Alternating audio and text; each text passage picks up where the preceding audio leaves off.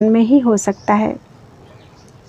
पहले श्रद्धा होती है, फिर संत समागम होता है, उसके पश्चात भजन संबंधी कृत्य होते हैं, तदनंतर अनर्थ पाप रूप प्रतिबंध की निवृत्ति और भजन में निष्ठा होती है। भजन में निष्ठा हो जाने पर रुचि और फिर आसक्ति होती है। आसक्ति हो जाने पर भाव होता है और उसके पश्चात प्रेम का प्रादुर्भाव होता है। साधकों में प्रेम का प्रादुर्भाव होने में यह क्रम रहता है।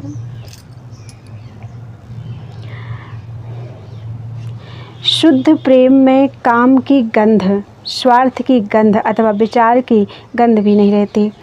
जब भगवान को स्मरण ना करने पर भी भक्त भगवान को ना भूले तभी सच्ची भक्ति है। जिस प्रकार की जीव याद न करने पर भी अपने शरीर को नहीं भूलता। मानसी भाव पैदा करना भक्त का मुख्य कर्तव्य है। भक्त का सिद्धांत तो प्रेम है, वह धन खर्च करने से नहीं मिलता। जो लोग शरीर द्वारा गुरु, संत या भगवान की सेवा करते हैं उन्हें ही मानसी भाव की प्राप्ति होती है। इसकी दृढ़ता केवल सेवा से ही होती है। देखो, नामदेव की माँ 10 साल की आयु में ही विधवा हो गई थी। ये लोग छिपी थे, इनमें दूसरा विवाह हो सकता था, परंतु उसके पिता ने उसे भगवान की सेवा में लगा दिया। उनमें उनकी ऐसी दृढ़ भावना हो गई कि उसे जिस चीज़ की इच्छा होती थी वह भगवान से मांग लेती थी। एक बार उसे काम बेकार हुआ, इसके लिए भी उसने भगवान से प्रार्थना की, बस उसे गर्भ रह गया। उसके पिता को संदेह हुआ तो आकाशवाणी हुई कि यह गर्भ मेरा है। उसी से नामदेव का जन्म हुआ। यह दृढ़ भावना की बात है।